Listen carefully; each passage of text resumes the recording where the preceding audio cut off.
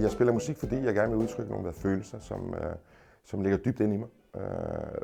Følelser i forhold til den splittelse, jeg har haft mellem to forskellige lande igennem hele mit liv, lige fra barndommen af og så op igennem teenageårene. Så de følelser, de ligger mig på sinde, og det skal bare ud. Og det er blandt andet derfor. Jeg hedder Bjørngaard, og jeg bor i København og har rødder fra Balkanområdet, helt specifikt Makedonien. Og jeg spiller Balkan Beats, fordi jeg ligesom er opvokset med Balkan Beats. Og laver den kombi, jeg gør i forhold til mit musik, fordi jeg er fra Danmark, og jeg har været født og opvokset her. Så den kombination, det er ligesom den, jeg udnytter i forhold til min musik. Så musikken er jo musik, uanset hvor i verden det er, men de forskellige rytmer, der er på Balkan, og de forskellige skalaer, man bruger i forhold til musikken, er ikke helt almindeligt, at man kan mødes med dem i den vestlige musik. På de plader, jeg har lavet, der har jeg jo både haft rock-elementer ind, og hip-hop-elementer ind, og pop-elementer ind osv. Og det synes jeg selv er blevet okay, sådan fusion, mix-wise. Det, der farver den her plade, er, at jeg gerne vil udtrykke den unity, den samhørighed, der er, og som nu, både på godt og på ondt, er blevet delt op i 6 forskellige lande.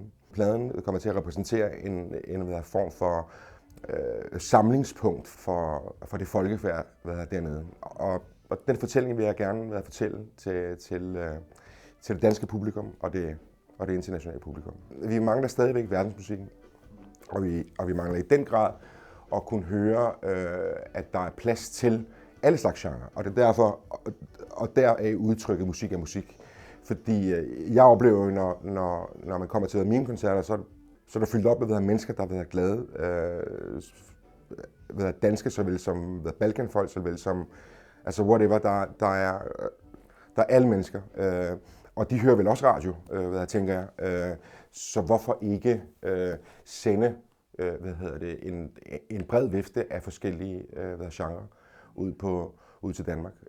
Det synes jeg, at både musikerne og artisterne, bandsene fortjener, fordi der er kæmpe verdensmiljø her i Danmark. Jamen, Balkan Express-anekdoten er i virkeligheden en meget sjov fortælling om en bil, som ligesom er samlingspunktet for hele eks-Jugoslavien, de 6 republikker, som er blevet delt op. Og den bil, det er en Zastava 750, som vi alle sammen kaldte dernede i de 6 republikker en feature. Og den feature er ligesom, udover meget andet, så er den ligesom samlingspunktet, fordi alle havde den. Og alle vidste, hvad det var, og alle vidste, at det var en forholdsvis mindre god bil, både at køre rundt i, fordi den kører super langsomt, og har ikke så mange hestekræfter, og duede ikke halvdelen af tiden osv. Men den feature, den repræsenterer ligesom den samhørighed, og fordi den var så langsom, så er det super express, Balkan Express. Ja.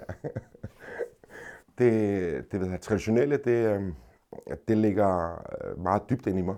Hver gang jeg laver et nummer, et track, en ny komposition, så tager jeg udgangspunkt i, traditionen først og fremmest, og det kommer til udtryk. Jeg putter aldrig ting i sådan en boks.